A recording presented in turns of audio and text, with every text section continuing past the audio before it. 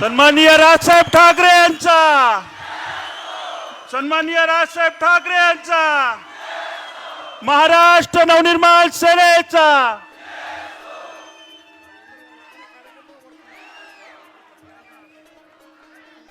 मी सन्माननीय राजसाहेबांना विनंती करतो की त्यांनी दीप प्रज्वलन करून कार्यक्रमाची सुरुवात करायची आहे.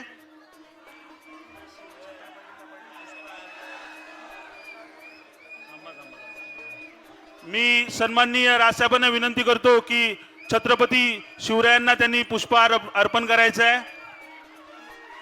हिंदुत्वाचा अभिमान, मराठी माणसाचा स्वाभिमान. महाराज की जय भवानी. सन्माननीय राजसाहेब ठाकरे यांचा, महाराष्ट्र नवनिर्माण सेनेचा.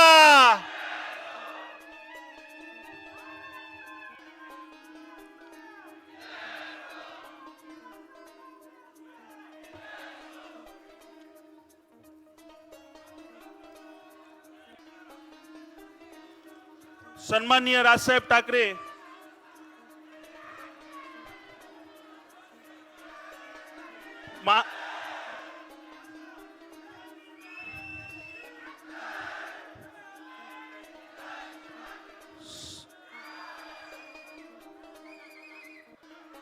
महाराष्ट्र नवनिर्माण महानगरपालिका कर्मचारी सेनेला मी विनंती करीत आहे की त्यांनी सन्माननीय राजसाहेबांना पुष्पहार देऊन साहेबांचं स्वागत करायचं या ठिकाणी.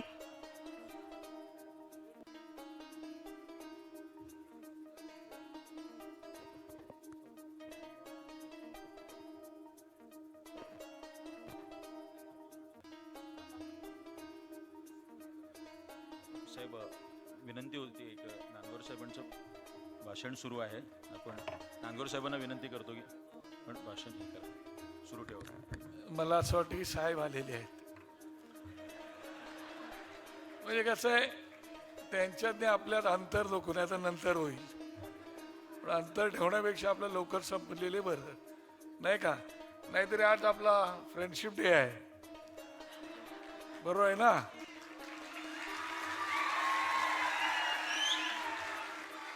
अरे हमारे हाथों की लकीरें भी खास है, हमारे हाथों की लकीरें भी खास है. और आज हादसा भी यहाँ आए है क्योंकि आज जैसे लोग भी हमारे पास है. आणि म्हणून तुम्हाला मनापासून खूप खूप शुभेच्छा. धन्यवाद. जय हिंद, जय महाराष्ट्र. धन्यवाद साहेब.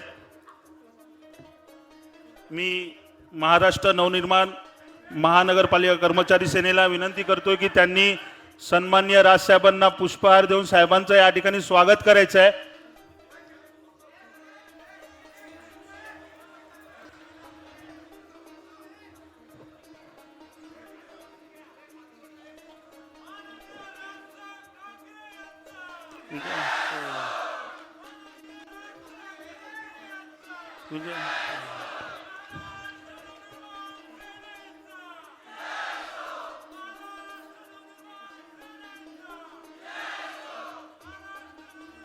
महाराष्ट्र नवनिर्माण सेना नवी मुंबई शहर कार्यकारिणीला मी विनंती करतो की त्यांनी देखील सन्माननीय राजसाहेबांना पुष्पहार देऊन त्यांचं स्वागत करायचं आहे.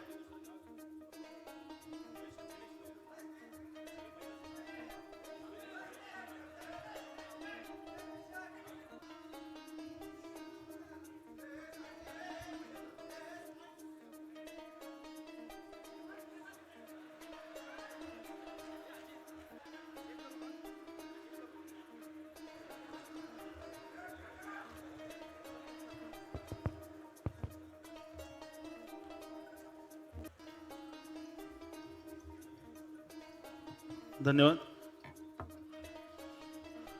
महाराष्ट्र नवनिर्माण महानगरपालिका कर्मचारी सेनेचे अध्यक्ष श्री संदीप देशपांडे साहेब व नवी मुंबई शहर अध्यक्ष श्री गजानन काळे साहेब यांना मी विनंती करतो की सन्माननीय राजसाहेबांना एक चित्रफ्रेम द्यायची आहे. चित्रफ्रेम अच्युत पालव साहेबांची, ही पालव सरांची चित्रफ्रेम, अप्रतिम कलाकृती. सन्माननीय राजसाहेबांना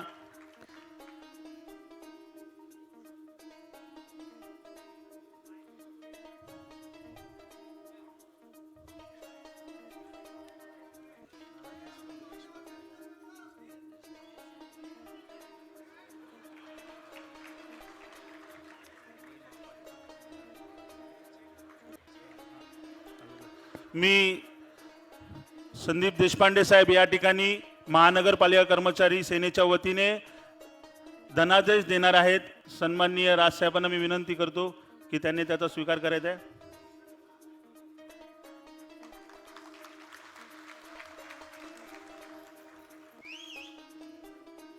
मुंबई महानगरपालिकेच्या लेखा परीक्षक विभागाच्या सर्व लेखा परीक्षकांतर्फे देखील साहेबांना पुष्पगुच्छ देऊन सत्कार करण्यात येणार आहे.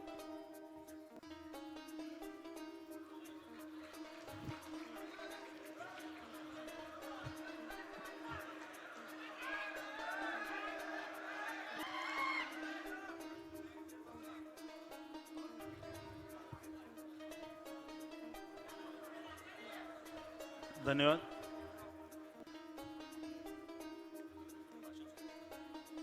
गेल्या 4 वर्षापासून तमाम नवी मुंबईकर ज्या क्षणांची आतुरतेने वाट बघत होते, सन्माननीय राजसाहेब ठाकरे यांना मी विनंती करतो की त्यांनी उपस्थित जनसमुदायाला संबोधावं.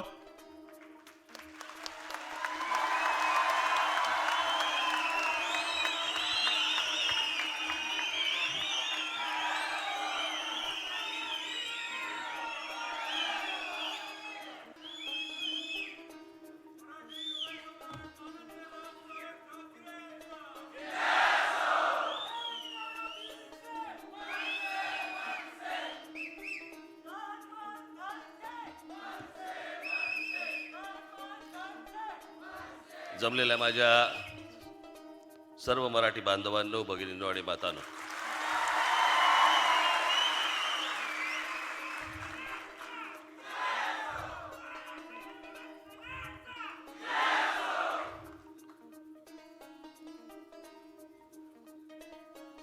महाराष्ट्र नवनिर्माण महानगरपालिका कामगार सेनेच्या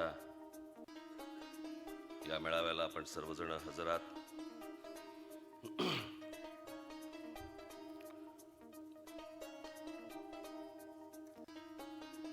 संदीप देशपांडे आणि मनीष धुरी, त्याचबरोबर हे मागे बसलेले सर्व इतर जिल्ह्यातले सर्व जिल्हाध्यक्ष या संघटनेचे आलेले आहेत. मला असं वाटतं मी यायच्या अगोदर काही कर्मचाऱ्यांच्या संदर्भात आणि इतर कामगारांच्या संदर्भामध्ये काही संदीप देशपांडे, मनीष धुरी आपल्याशी बोलले असतील.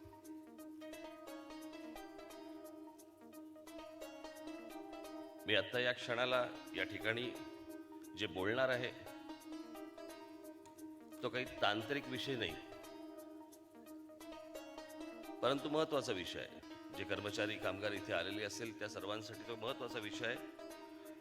तो महाराष्ट्रासाठी महत्वाचा आहे, महाराष्ट्रातल्या शहरांसाठी महत्वाचा आहे, महाराष्ट्रासाठी महत्वाचा आहे. आज ज्या वेळेला तुम्ही इथे कर्मचारी म्हणून येता, ते कर्मचारी आणि कामगार तुम्ही फक्त कार्यालयामध्ये असता. तिथून जेव्हा बाहेर पडता त्यावेळेला तुम्ही एक सर्वसामान्य या महाराष्ट्राचे मराठी नागरिक म्हणून असता. आणि ती मराठी नागरिक,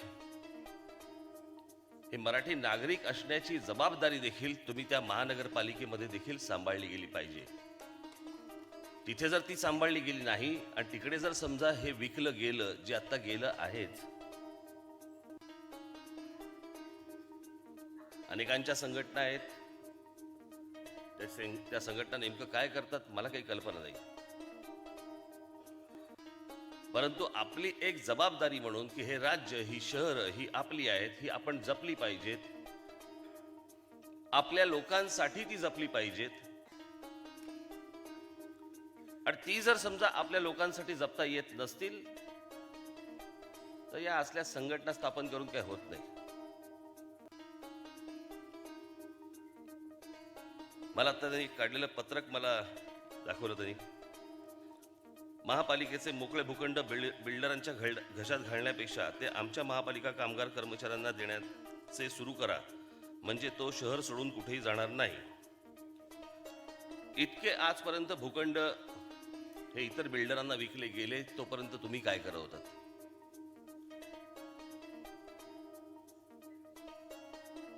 आपल्या डोळ्यात देखत विकले गेले. नुसतेच मराठी बिल्डर असते तर ठीक आहे, परंतु बाहेरचे जेव्हा बिल्डर येतात, बाहेरची लोक ज्यावेळेला येतात आणि त्यांची साम्राज्य ज्यावेळेला उभी करायला लागतात, त्यावेळेला प्रश्न पडतो की मग या हुद्द्यांवरती, या जागांवरती बसलेला माझा मराठी कोणी कर्मचारी, कामगार, इतर कोणी, खास करून कर्मचारी, हे करतायत काय? आजही मंत्रालयापासून महानगरपालिकांमध्ये अनेक वॉर्ड ऑफिसर्स असतात, इतर लोक असतात, जे मराठी लोक असतात. त्यांच्या डोळ्या देखत आपली शहरं विकली जातात. त्यांच्या डोळ्या देखत आपली शहरं देशोधडीला लागतात. आणि आज मी ज्यावेळेला महाराष्ट्रामधली शहरं ज्यावेळेला बघतो, खास करून जिकडे महानगरपालिका आहेत, सगळं हाताबाहेर गेलेलं प्रकरण आहे. सगळी हाताबाहेर गेलेली प्रकरण आहेत ती. या सर्व महानगरपालिकांमध्ये जी कामं सुरू आहेत, ही फक्त वरवरची डागडुजी आहे.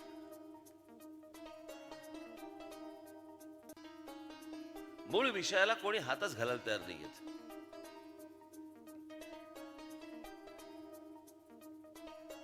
आज जेवढ्या गोष्टी त्यांनी मला इथे दिलेल्या आहेत, महापालिकेतील कामगार कर्मचाऱ्यांचा एकतरी मुलगा किंवा मुलगी महापालिकेच्या सेवेत सामावून घेतला गेलाच पाहिजे.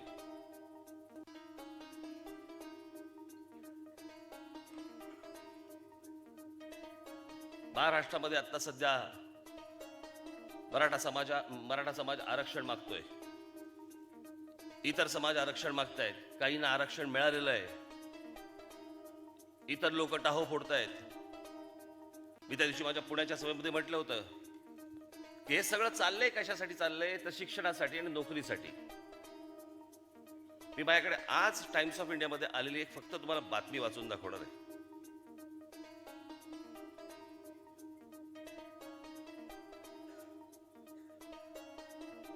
म्हणजे सर्वसाधारणपणे तुम्हाला अंदाज येईल देशामधली परिस्थिती काय आहे. संसदेच्या गेल्या काही दिवसात जे प्रश्न विचारले गेले, त्यावरून टाइम्स ऑफ इंडियानी माहिती एकत्र केली. त्यावरून असं कळतं की देशभरात एकूण 24 लाख जागा सरकारने भरलेल्याच नाहीयेत. 24 लाख जागा भरलेल्या नाही. त्याचा अर्थ 1, सरकार काम करत नाही. 2, जागा भरायला सरकारकडे पैसे नाहीत. 3, त्या न भरून खाजगी संस्थांना कंत्राट देऊन सरकारला त्यांचे खिसे भरायचे आहेत. किंवा 4, सरकारला असं वाटते की या जागा भरण्याची गरजच नाही.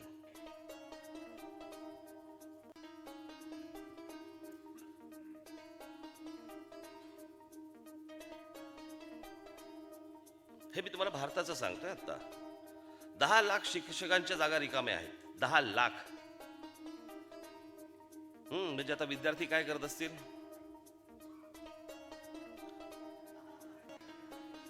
5,40,000 पोलिसांच्या जागा रिकाम्या आहेत. 5,40,000 पोलिसांच्या जागा रिकाम्या आहेत. म्हणजे गुन्ह्यामध्ये वाढ होईल नाही तर काय होईल? 2,20,000 अंगणवाडी सेविकांच्या किंवा 1,50,000 आरोग्य सेवक यांच्या जागा रिक्त आहेत, भरलेल्या नाहीत. याचा अर्थ सरकारला त्या भरायच्या नाही. 1, किंवा सरकारकडे पैसे नाहीत. 2, मग जर इतक्या जागा देशामध्ये उपलब्ध असताना जर समजा आपण आरक्षणाचा टाहो फोडत असू, सरकारला त्या जागा भरायच्या नाहीयेत, याचं एक पहिलं मूळ कारण म्हणजे सरकारकडे पैसे नाहीयेत किंवा सरकारची इच्छा नाहीये. मला असं वाटतंय त्याप्रमाणे सरकारकडे पैसे नाहीयेत.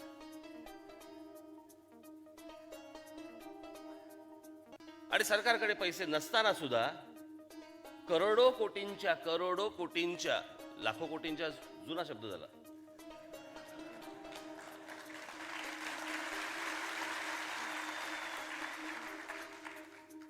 येऊन फक्त घोषणा करायच्या आहेत. त्या दिवशी मी पाडव्याच्या सभेमध्ये म्हटलं त्याप्रमाणे एक आपला बुडबुडा सोडून द्यायचा आहे.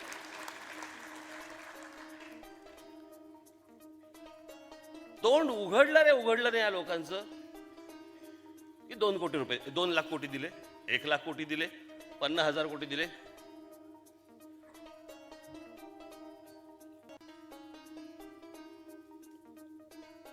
आज हा नवी मुंबई सारखा भाग अजून चांगल्या पद्धतीने आज प्रगत व्हायला पाहिजे. म्हणून मी मगाशी बाळा धनगावकरांना म्हटलं की आपण नवी मुंबईला 50,000 कोटी रुपये महाराष्ट्र नवनिर्माण सेनेतर्फे आपण आज जाहीर करून टाकू.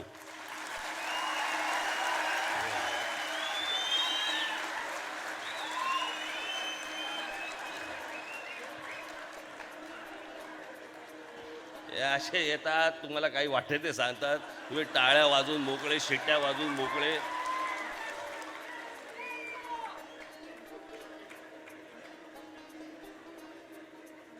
तुमचं तुम्हाला तरी काय कळते की रे?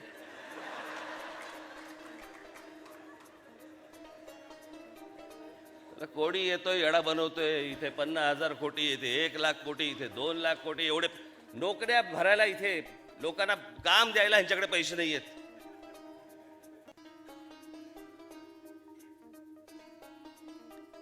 हे आकडे मी काय माझ्या मनातले सांगितलेले आकडे नाही आहेत. ही एवढी लोक आज भरू शकतो आपण, भारतामध्ये भरली जाऊ शकतात. याचा अर्थ एक एवढी कुटुंब उभी राहू शकतात, स्वतःच्या पायावरती उभी राहू शकतात.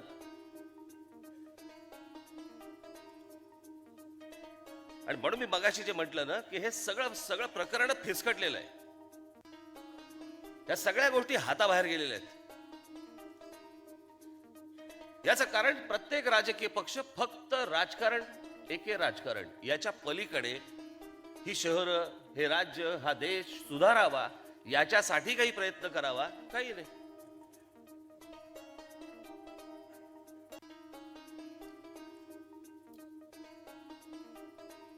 एक माणूस मला समाधानी दिसत नाही जेव्हा कोणी बोलायला सुरुवात करतो तो पहिल्यांदा प्रश्न बोलायला सुरुवात करतो, काय चाललंय, मी आत्ताच तिथून आलो.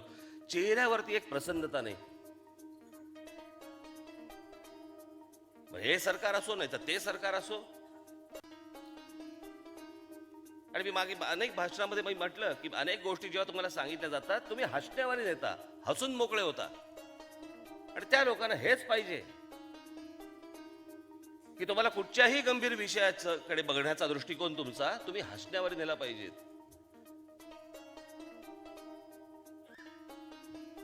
रोजच्या रोज लोकसंख्या वाढते, रोजच्या रोज मुलं येत आहेत, मोठी होत आहेत, त्यांच्या शिक्षणाचा प्रश्न सुरू होतो, उभा राहतोय.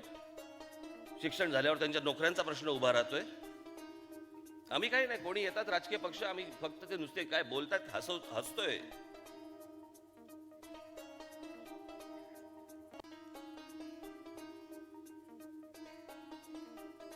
आणि त्याच्यानंतर हे सगळे आरक्षणाची राजकारण करत बसायची. कोणाचा आहेत ना किती फायदा होणार आहे, काय होणार आहे आणि कोणाचा काय तोटा होणार आहे मला कल्पना नाही.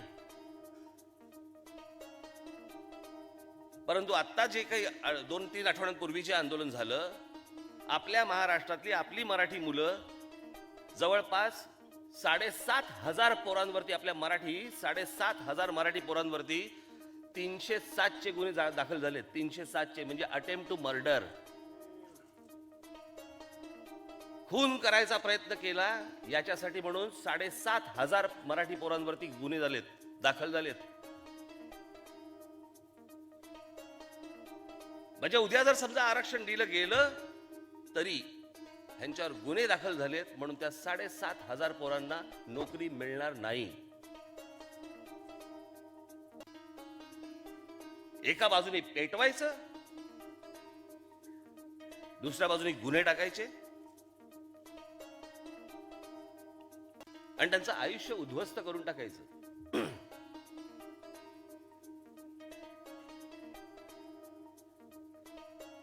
ती मुलं भाबडी आहेत, त्यांना नाही हे राजकारण कळत आहे. त्यांना असं वाटतंय की यातनं मला नोकरी मिळेल, यातनं मी उभा राहीन मग स्वतःच्या पायावरती.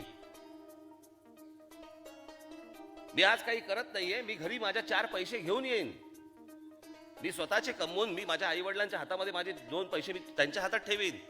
हे स्वप्न पाहणारी ती मुलं ज्यावेळेला रस्त्यावरती येतात आणि असले गुन्हे ज्यावेळेला दाखल होतात, कोण देणार यांना नोकरी?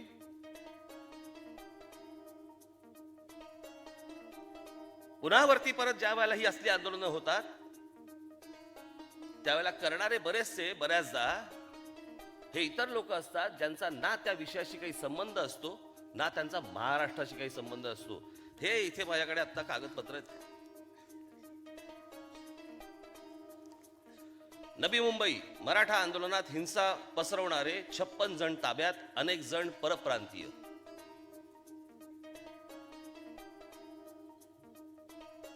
ती मराठी पोरं पण नाहीत, त्यांचा महाराष्ट्राशी काही संबंध पण नाही.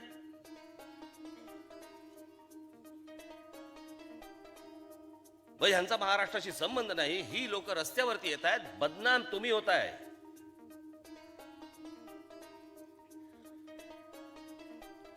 सरकार ऐकत नसेल तर रस्त्यावरती यायला लागतं, आंदोलनं करावी लागतात. हे मला मान्य, पटी मनगट आपली असली पाहिजे, दुसऱ्यांची नाहीत.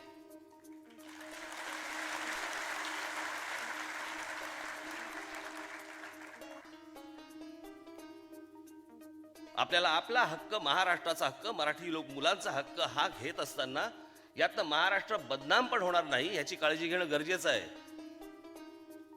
ज्या ज्या वेळेला मराठीसाठी, ज्या वेळेला राज ठाकरे बोललाय, ज्या ज्या वेळेला महाराष्ट्र नवनिर्माण सेनेने आंदोलनं केलेली आहेत, काही उत्तरेतली काही चॅनल्स, काही वर्तमानपत्र हे मुद्दामून बदनाम करतात.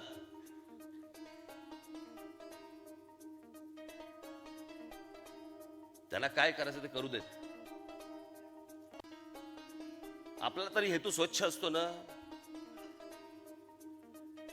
या आरक्षणाच्या बाबतीत देखील आज कुठे आहेत नोकऱ्या, कुठलं शिक्षण? सगळ्या संस्था तर खाजगीच आहेत. सगळ्या नोकऱ्या ज्या उपलब्ध होत आहेत त्या खाजगी क्षेत्रातच उपलब्ध होत आहेत. आहेत कुठे नोकऱ्या? आज तुम्ही ज्या वेळेला सांगताय महानगरपालिकेमध्ये भरती झाली पाहिजे, आहेत कुठे पैसे?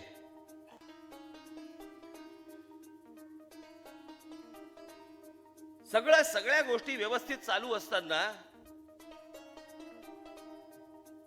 माझा जो राग आहे ना, मी सतत जे सांगतो ना की हे आता आलेलं नरेंद्र मोदींचं सरकार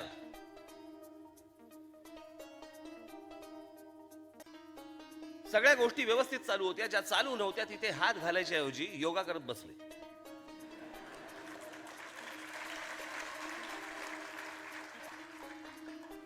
योगा संपला, बॅग घेतली, गेले विमानतळावरती, निघून गेले. विनोद नाहीये हा. ज्या प्रकारच्या नोटबंदीनंतर ज्या प्रकारे या देशामध्ये, मी तुम्हाला सांगतो बाबांनो, अनेक ठिकाणी बातम्या दाबल्या गेल्या आहेत, तुमच्यापर्यंत पोहोचत नाहीयेत. मला कळलेला आकडा हा नोटबंदीनंतर अशा अनेक देशातले उद्योग बंद झाले त्याचा साधारणपणे आकडा, ज्यातनं लोकांच्या नोकऱ्या गेल्या देशभरामध्ये, तो आकडा आहे 3.5 कोटी लोकांचे जॉब्स गेले. 3.5 कोटी तुमच्यापर्यंत येऊ देत नाहीयेत.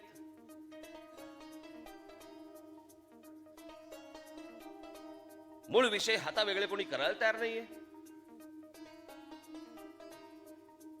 आणि आज या महानगरपालिकांचा जो विषय येऊन बसलेला आहे, एक महानगरपालिका, शहर वेडी वाकडी वाढतायत, कुठे जात आहेत, काय जात आहेत, कोणाला कळत नाहीये, समजत नाहीये.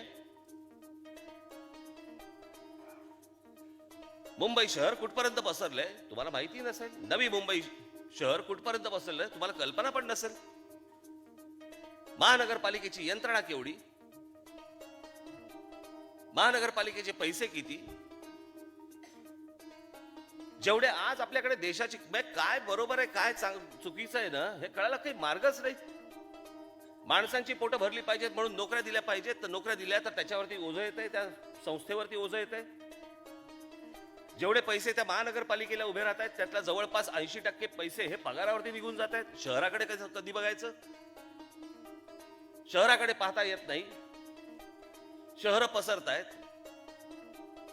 बाहेरच्या राज्यांमधून लोक आपल्याकडे, आपल्या राज्यामध्ये येत आहेत. ते कसं बसवायचं कसं, याचं कारण कोणीही कठोर निर्णय घ्यायला तयार नाही. कोणी कडवट निर्णय घ्यायला तयार नाहीये. यालाही सांभाळायचं, त्यालाही सांभाळायचं, त्यालाही सांभाळायचं, सगळ्यांना सांभाळू ना. पण एकाच वेळेला जर सगळ्यांना सांभाळायला गेलो, हे सगळं काही हाताला लागणार नाहीये तुमच्या. काही हाताला लागणार नाही. मी सहज काल मी असंच बसलो होतो, म्हटलं महानगरपालिका विषय, महानगरपालिका म्हणून मी विचार करत होतो, जरा थोडी माहिती घेतली. मला आश्चर्य वाटलं, आपल्या देशामधली पहिली महानगरपालिका ही किती साली झाली याची कल्पना आहे तुम्हाला?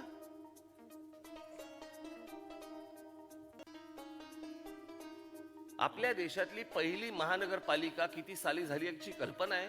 मलाही आश्चर्य वाटलं. या देशातली पहिली महानगरपालिका ही 1687 साली झालेली आहे, म्हणजे छत्रपती शिवाजी महाराजांच्या मृत्यूनंतर 7 वर्षांनी. Municipal corporation of Madras. इतका जुना इतिहास आहे हा महानगरपालिकांचा. याच्यावरती जी बसलेली सरकार असतात, याच्यावरती बसलेले जे अधिकारी असतात, यांनी ह्या गोष्टींचे निर्णय घ्यायचे असतात की शहर जर समजा हाताबाहेर जात असतील, तिथे कर्मचारी किती असले पाहिजेत, तिथे कामगार किती असले पाहिजेत, शहर कुठपर्यंत गेलं पाहिजे, किती माणसं आतमध्ये घेतली पाहिजेत. आमच्याकडे डेव्हलपमेंट प्लॅन येतो, परंतु आमच्याकडे टाउन प्लॅनिंग होतच नाही की शहर वसवायचं कसं. खरं तर हे नवी मुंबई शहर हे त्याच्यातनंच वसवलं गेलं होतं की एक आकार उकार देणारं एखादं चांगलं शहर इथे उभं करता येईल, म्हणून ते केलं होतं. केलं पण आहे सुरुवातीला जेव्हा केलं. आता काय गेलं हाताबाहेर.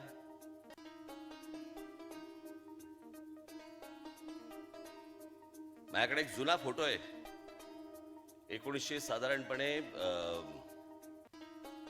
1947 किंवा 48 आपल्या स्वातंत्र्याच्या वेळेचा एक माझ्याकडे फोटो आहे. फोटो कुठला आहे? शिवाजी पार्कचा फोटो आहे. शिवाजी पार्क मैदानाचा फोटो आहे.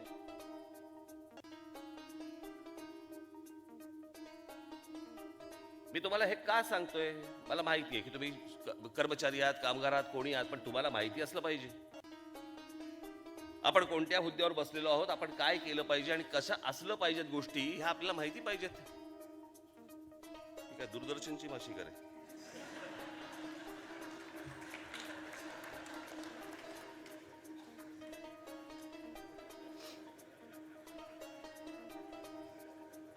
पूर्वी फार यायच्या त्या ब्लॅक अँड व्हाईट असताना. माशी गेली की मग परत मध्ये पाठी यायची, व्यत्यय.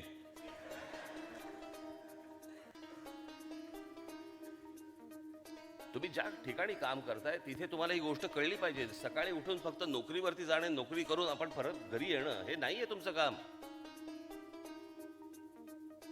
तुम्ही जर जगाचा इतिहास पाहिलात तर तुमच्या गोष्ट लक्षात येईल की जी जी साम्राज्य उभी राहिलेली आहेत ना, त्या साम्राज्यांमध्ये शेवटच्या माणसाने देखील तितकंच महत्वाची जबाबदारी पार पाडलेली आहे.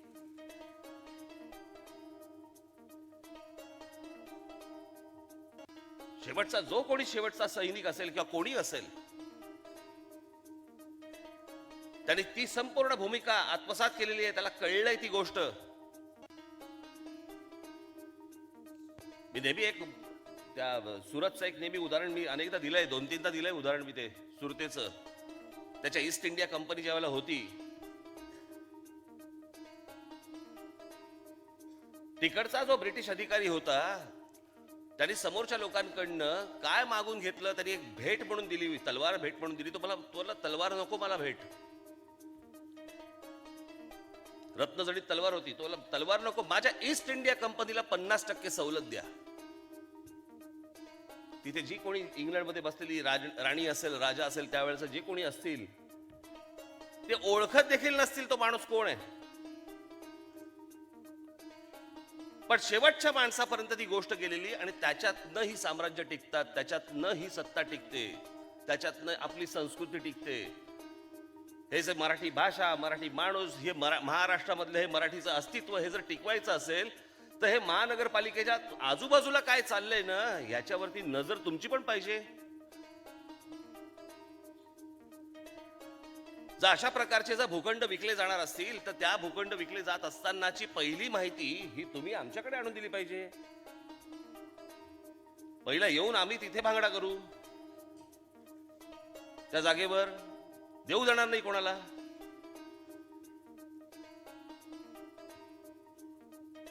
परंतु माहिती काहीच नाही, आपण नुसते फक्त जन्माला आलोय म्हणून जगण्यात काय अर्थ आहे? तुमच्या जगण्याला पण काहीतरी अर्थ असला पाहिजे ना हो. मी जे करतोय ते महाराष्ट्रासाठी करतोय, मराठी माणसासाठी करतोय. माझा उद्देश मला माहिती आहे, तोच उद्देश तुमचा देखील असला पाहिजे.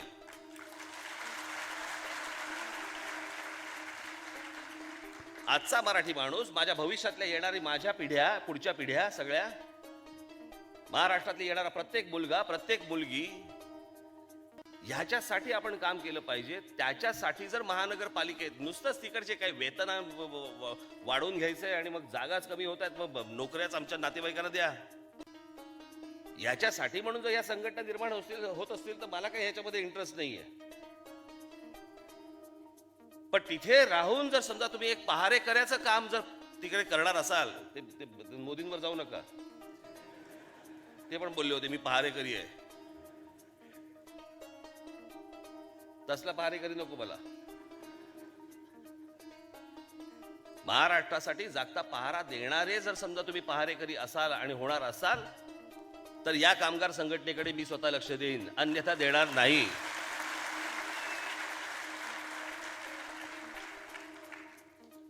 अजिबात देणार नाही. नाहीतर मी काय आधीच काय काम कमी नाहीये की अजून वाढवून घ्यायला.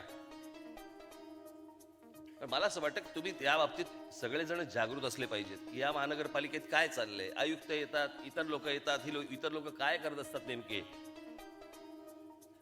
यांच्या पुढ्यात नुसते घरंगळत जाऊ नका तुम्ही. यात तर काही होणार नाहीये. आज भारत का देश काय आणि महाराष्ट्र काय, एका विचित्र परिस्थितीमधून आपण सगळेजण चाललेलो आहोत. अजूनही आपल्या लोकांना त्याचं गांभीर्य लक्षात येत नाही, या गोष्टींचं गांभीर्य लक्षात येत नाहीये. आता तिकडे आसाममध्ये हे तेच सुरू झालंय. तिथेही तीच गोष्ट सुरू झाली आहे की तिकडचे बांगलादेशामधून लोक आतमध्ये आलेले आहेत, त्यांच्या विरोधात सगळ्या गोष्टी सुरू झालेल्या आहेत. इथे महाराष्ट्रामध्ये तर पसरलेले आहेत.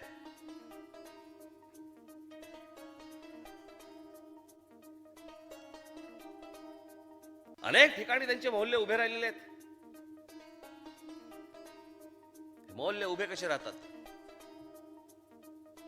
महानगरपालिकेचं जर समजा तिकडे लक्ष असेल तर तो भूखंड कधी हातातनं जाणारच नाहीये. परंतु ही जी लोक सगळी येत आहेत, हे अनेक, जो तुमचा पहिला प्रश्न होता, बिल्डरांना घशात घातले जातात ते भूखंड, कारण ही माणसं तिथे झोपडपट्ट्यांच्या स्वरूपामध्ये बसवली जातात, वसवली जातात. आणि मग कालांतराने झोपडपट्टी पुनर्वसन योजनेअंतर्गत मग त्यांना हटवायचं, तिथे इमारती बांधायच्या, पैसे कमवायचे, त्यांना दुसऱ्या जागेवरती हलवायचं, मग ती परत एसआरए मध्ये आणायची. एवढे धंदे या महाराष्ट्रात सुरू आहेत आता. आणि हे आणून हे फक्त पैसे कमवतायत, धंदे करतायत आणि बाहेरची माणसं फक्त आतमध्ये आणतायत, फक्त प्लॉट जागा गिळण्यासाठी.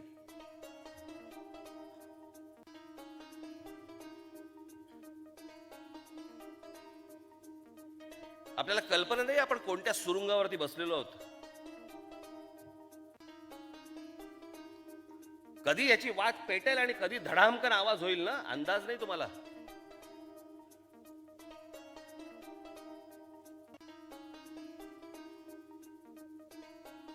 आम्ही आपलं आयुष्य चाललंय, गंमत, व्हॉट्सअप पाठवतोय, इंटरनेटवरती टेलिव्हिजन बघतोय, ते बघाच. याचा अर्थ काय रोज सकाळी गंभीर बसलं पाहिजे असं काही नाहीये. अच्छा, उजवीकडे सुरुंग का डावीकडे सुरुंग असं नाहीये. तुम्ही तुमचं आयुष्य जगलंच पाहिजे, परंतु या गोष्टींचा देखील गांभीर्याने विचार केला पाहिजे. मला अशी काही लोक माहिती आहेत, काहीही कारण नसताना हसत नाहीत. ते व्यक्तींची नावं नाही सांगणार मी. त्याला एकदा सांगितलं होतं, म्हटलं अरे जरा तुझा काय एखादा आत्ताचा नसेल पण लहानपणीचा एखादा हसरा फोटो असेल तर म्हटलं आणून दाखव. म्हटलं मला तुमच्याही आजूबाजूला कोणतरी असतील अशी लोक, सतत गंभीर असतात.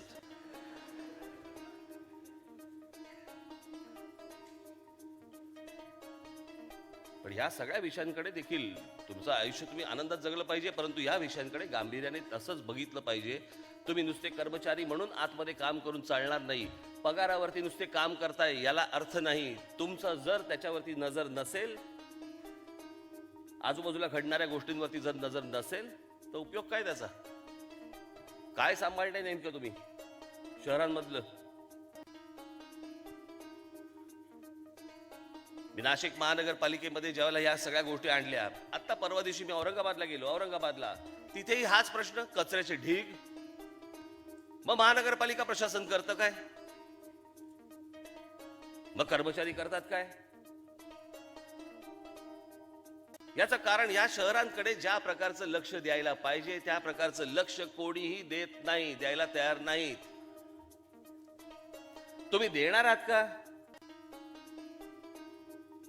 तुम्ही जर या सगळ्या गोष्टींकडे जर लक्ष देणार असाल तर अनेक गोष्टी मी यांना सांगू शकतो. हा विषय फक्त कर्मचाऱ्यांचा नाहीये, हा आपल्या नागरिकांचाही प्रश्न आहे. कोणत्या कोणत्या गोष्टी आपण करतो आहोत आणि आजूबाजूला काय काय घडतंय हे आपल्याला कळलं पाहिजे. बाकीचे इतर राज्यातनं येत आहेत, त्यांच्या सगळ्या गोष्टी आनंदाने साजऱ्या होत आहेत.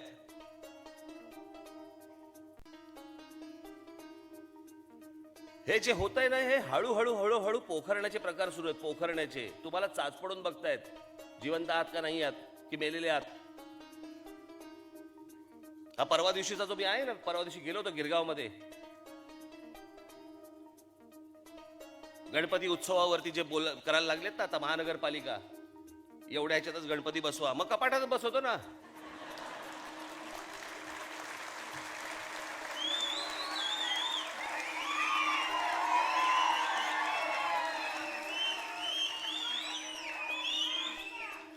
हवाय कशाला मग सार्वजनिक गणेशोत्सव?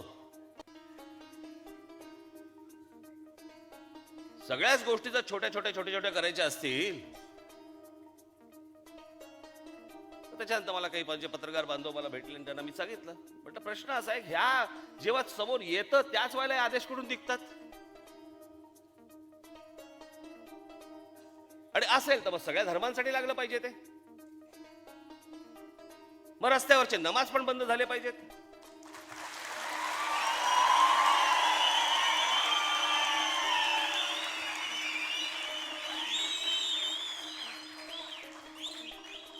आम्ही काही करायला गेलो की तुम्ही सायलेन्स झोन म्हणून आम्हाला सांगणार, मग मशिदीवरचे भोंगेही उतरवले पाहिजेत.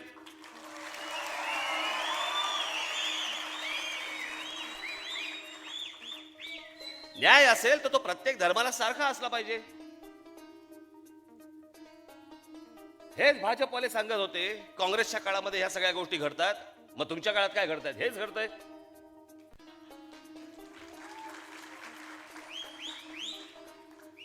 भाजपवाल्यांच्या काळात तर त्यांच्याच काळात होते ना हे सगळं. महाराष्ट्रात पण त्यांचीच सरकार आहे, केंद्रात पण त्यांचंच सरकार आहे. हव्या तेवढ्या गोष्टी कोर्टाकडनं करून घ्यायच्या, नको त्या गोष्टी कोर्टाकडनं नाही म्हणून करून घ्यायच्या.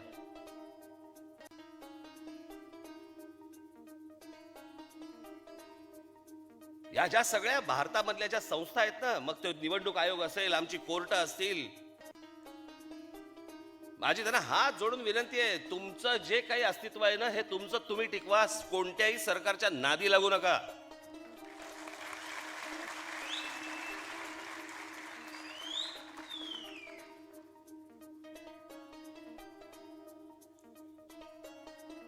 तीच गोष्ट माझी वर्तमानपत्रांना आणि चॅनलवाल्यांनाही सांगणं आहे माझं, की जी सत्य परिस्थिती आहे आज भारतामध्ये आणि महाराष्ट्रामध्ये ती दाखवा, ती सांगा, लोकांपर्यंत जाऊ देत. ते सगळ्या मालकांना दाबून ठेवलेत आणि ऐकणार नाही त्याच्यावरती बंदी आणतायत. बंदी म्हणजे कशी? 2 तास चॅनल दाखवायचं नाही, 1 तास चॅनल दाखवायचं नाही, मध्ये मध्ये इंटरप्ट करायचं चॅनल, जेणेकरून लोक त्याच्याकडनं त्या चॅनल, अरे नाही हे सारखं बंद पडतं, खराब होतं म्हणून दुसऱ्या चॅनलकडे जातील. हे मला माहिती आहे. हे आता या क्षणाला एबीपी माझा आणि एबीपी न्यूज याच्या संदर्भामध्ये केंद्र सरकार हेच करतंय, कारण ते त्यांच्या खऱ्या बातम्या दाखवत आहेत. या देशातली वस्तुस्थिती परिस्थिती ते दाखवतायत. आज एबीपी माझा असेल, उद्या दुसरं चॅनल असेल, परवा तिसरं वर्तमानपत्र असेल. याला काय लोकशाही म्हणतात? ही लोकशाही? सगळ्या बाजूनी वर्तमानपत्रांची चॅनलवाल्यांची मुस्कटदाबी करायची. तुमच्या पायावरती, या सत्ताधाऱ्यांच्या पायावरती तुम्ही लोळण घातली पाहिजेत, त्यांचे पाय चाटले पाहिजेत. इथपर्यंत तुम्ही वर्तमानपत्र आणि चॅनलवाल्यांना आणलं, मग कशाला त्या आणीबाणीबद्दल टाव फोडत होतात हे भाजपवाले? भारतीय जनता पक्षातल्या नेत्यांनी सांगितलं पाहिजे नरेंद्र मोदींना, त्या अमित शहाला, त्याचा काय उपयोग नाही, पण नरेंद्र मोदींना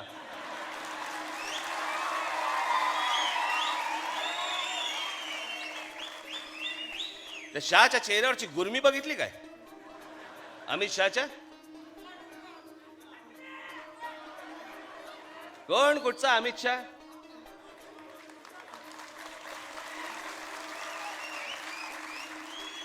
पदानी मोठी झालेली माणसं ही,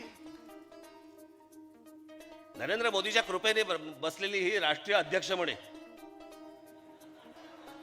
भारतीय जनता पक्षाचे राष्ट्रीय अध्यक्ष कोण होते? अटल बिहारी वाजपेयी होते, लालकृष्ण अडवाणी होते, मुरली मनोहर जोशी होते.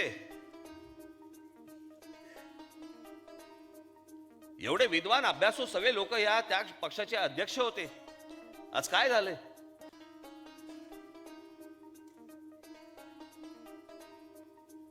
सगळ्या गोष्टी बंद करून टाकायच्या, बंद. या तुमच्या सहकारी संस्थांमध्ये बँका ज्या असतात, त्या बँकांमध्ये किती, त्या अमित शहाच्या बँकेत किती निघाले? असंच काहीतरी काही.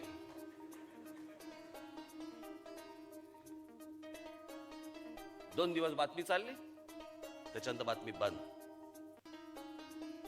दुसरी नवीन बातमी काढायची जेणेकरून तुम्ही ते विसरावं. देशावरती हिप्नॉटिझमचे प्रकार सुरू आहेत, प्रयोग सुरू आहेत सगळे. विसरून जा, विसरून जा, की आमचे विसरून गेले. मागं काय झाले तर बघूच नका. जशाच्या निवडणुका येतील ना, तसं तसं मागचं उकरून काढणार आहे मी.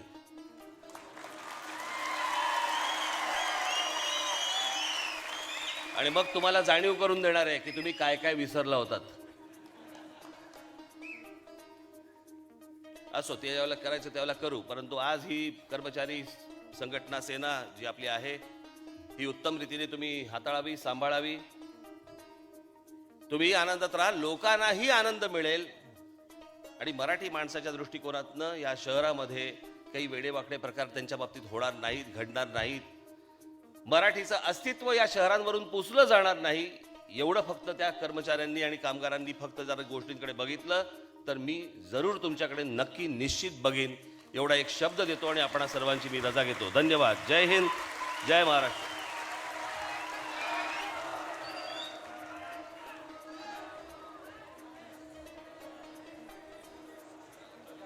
हॅलो, आता कुणी आपल्या जागेवरून हलू नये. धन्यवाद राजसाहेब. आता राष्ट्रगीतांनी आपल्याला या कार्यक्रमाची सांगता करायची आहे, तरी सर्वांनी आपल्या जागेवरती शांतपणे उभं राहायचं आहे.